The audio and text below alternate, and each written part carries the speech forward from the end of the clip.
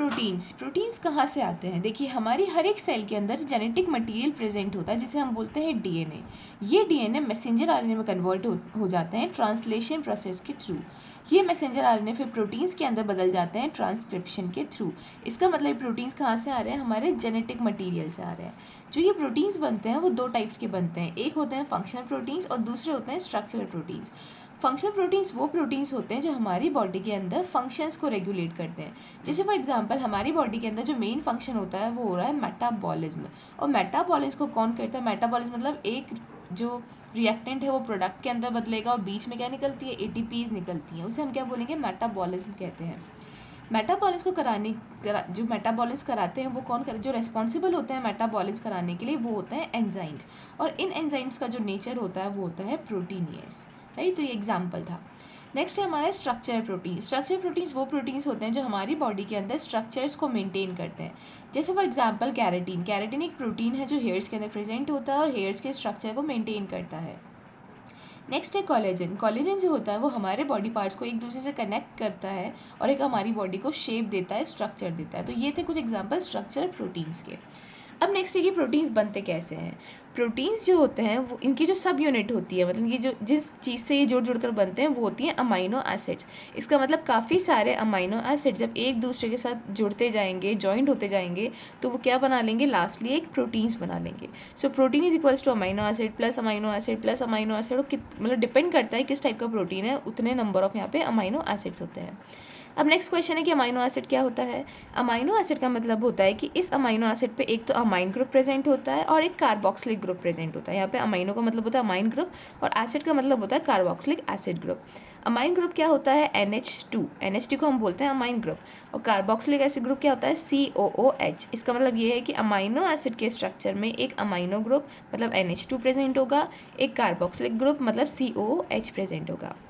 देखिए एग्जाम्पल है, यहाँ पे बीच में एक कार्बन है, इस कार्बन पे एक अमाइनो ग्रुप लगा है NH2 और दूसरा लगा है कार्बोक्सिलिक ग्रुप COOH। तो यहाँ पे हमने लिख दिया ये जो पूरा स्ट्रक्चर है क्या बन गया? अब एक अमाइनो एसिड, क्योंकि यहाँ पे एक अमाइनो ग्रुप भी है और एक कार्बोक्सिलिक एसिड ग्रुप भी है, जैसे हमने बोल दिया अमाइनो एसिड। यहाँ पे हमने लिखा है अल्फा। ऐसा क्यों लिखा? अल्फा का मतलब होता है कि अगर अमाइनो ग्रुप और कार्बोक्सिलिक ग्रुप सेम कार्बन पे प्रेजेंट हो, जैसे फॉर एग्जाम्पल यहाँ पे एक जो ये कार्बन है इसी पे दोनों ग्रुप प्रेजेंट है, तो इस टाइप के अमाइनो एसिड को बोलते हैं हम alpha amino acid. Now next, proteins are one of the chief constituents of living organism. इसका मतलब कि जो प्रोटीन्स होते हैं वो लिविंग ऑर्गेनिज्म, जो भी जीवित प्राणी होते हैं, उनका एक मेन कंपोनेंट होता है। ऐसा क्यों? क्योंकि अभी हमने देखा जो प्रोटीन्स होते हैं वो दो टाइप के बनते हैं, स्ट्रक्चरल और फंक्शनल। मतलब हमारी बॉडी के अंदर जो फंक्शंस हो रहे हैं वो भी कौन रेगुलेट कर रहा है? प्रोटीन्स रेगुलेट कर रहे हैं। हमारी बॉडी का जो स्ट्रक्चर है वो भी कौन बना रहा है? प्रोटीन्स बना रहे हैं। तो प्रोटीन्स किसी भी लिविंग ऑर्गेनिज्म के एक चीफ मतलब इम्पॉर्टेंट पार्ट है।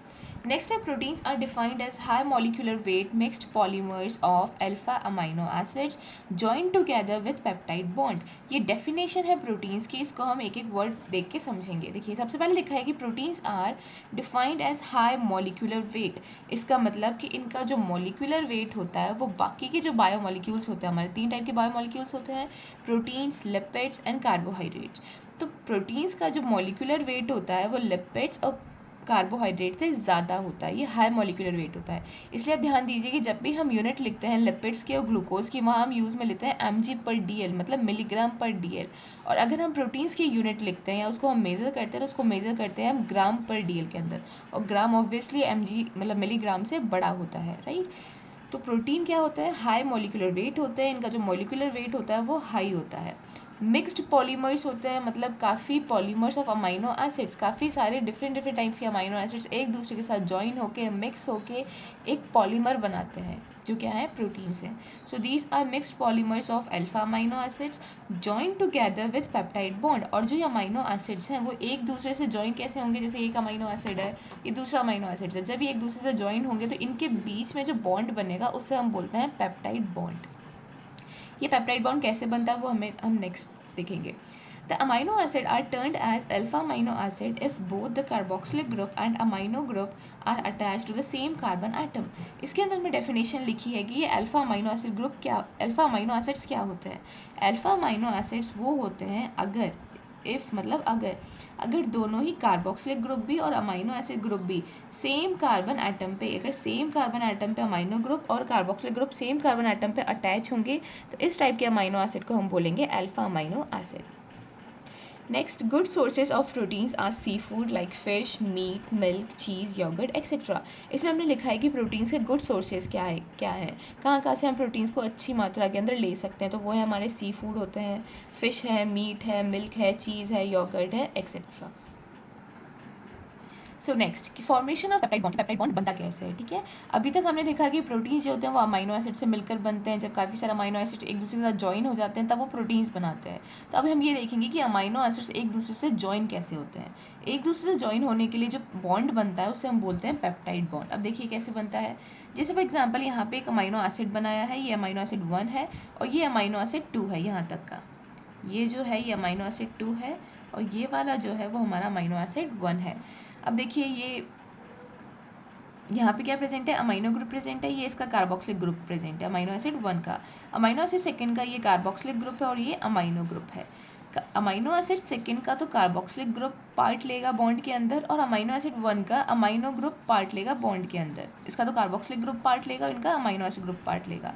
इसमें क्या होगा कि अमाइनो ग्रुप का जो ये H है ये यहाँ से रिमूव होगा और कार्बोक्सिलिक ग्रुप का जो OH है ये यहाँ से रिमूव हो जाएगा, दोनों एक दूसरे के साथ जुड़ जाएंगे। देखिए ये 2 H2 है तो 2 H2 और एक ऑक्सीजन है, एक ऑक्सीजन। इसका मतलब ये है कि जब ये दोनों बॉन्ड बनेंगे, इन दोनों बॉन्ड के बनने पर अगर यहाँ से एक वाटर मॉलिक्यूल हट जाता है तो यहाँ पे एक बॉन्ड बन जाएगा जिसको हम बोलेंगे पेप्टाइड बॉन्ड। सेम जैसे हमने ग्लाइकोसिडिक बॉन्ड में देखा था, वहाँ पे भी क्या हुआ था कि एक वाटर मॉलिक्यूल हटा था, वहाँ पे एक बॉन्ड बन गया था, वहाँ पे कार्बोहाइड्रेट को जोड़ा था इसलिए हमने ग्लाइकोसिडिक बॉन्ड बोला था। यहाँ पे हम प्रोटीन्स को जोड़ रहे हैं इसलिए हमने यहाँ पे क्या बोला है, पेप्टाइड बॉन्ड बोला। या फिर हम प्रोटीन्स बनाने के लिए एक बॉन्ड बना रहे हैं तो इसको हम क्या बोला, पेप्टाइड बॉन्ड बोला, राइट। तो यहाँ से H2 मॉलिक्यूल निकला और ये दोनों एक दूसरे से जुड़ गए पेप्टाइड बॉन्ड के थ्रू। अब नेक्स्ट है proteins are consist of 5 major elements. Proteins के अंदर 5 मेजर एलिमेंट्स होते हैं। कार्बन कार्बोक्सिलिक ग्रुप वाला, हाइड्रोजन ये भी कार्बोक्सिलिक ग्रुप और अमाइनो ग्रुप दोनों में प्रेजेंट था, ऑक्सीजन, नाइट्रोजन एंड सल्फर, ये सारे मेजर 5 एलिमेंट्स हैं जो प्रोटीन्स के अंदर प्रेजेंट होते हैं। Next there are 20 amino acids known as standard amino acid which are formed in the structure of proteins। इसका मतलब है कि 20 अमाइनो एसिड जो होते हैं उनको हम स्टैंडर्ड अमाइनो एसिड्स बोलते हैं, जो ज़्यादातर स्ट्रक्चर प्रोटीन्स के अंदर हमें मिलेंगे। नेक्स्ट है फंक्शंस ऑफ प्रोटीन्स। प्रोटीन्स के फंक्शंस क्या होते हैं। First, proteins are structural components of cells and tissues. इसको फंक्शन को हमने देख ही लिया है कि जो प्रोटीन्स होते हैं वो स्ट्रक्चरल कंपोनेंट होते हैं, हमारे जो सेल्स हैं, टिश्यूज़ हैं, उनके स्ट्रक्चर को मेंटेन रखते हैं, ओवरऑल हमारी बॉडी के स्ट्रक्चर को देते हैं। एंजाइम्स और प्रोटीन्स इन नेचर, जो एंजाइम्स होते हैं जो मेटाबॉलिज्म में पार्ट लेते हैं, इनका नेचर भी क्या होता है, प्रोटीन्स होता है और एंजाइम्स के फंक्शंस हमें वेल नोन है।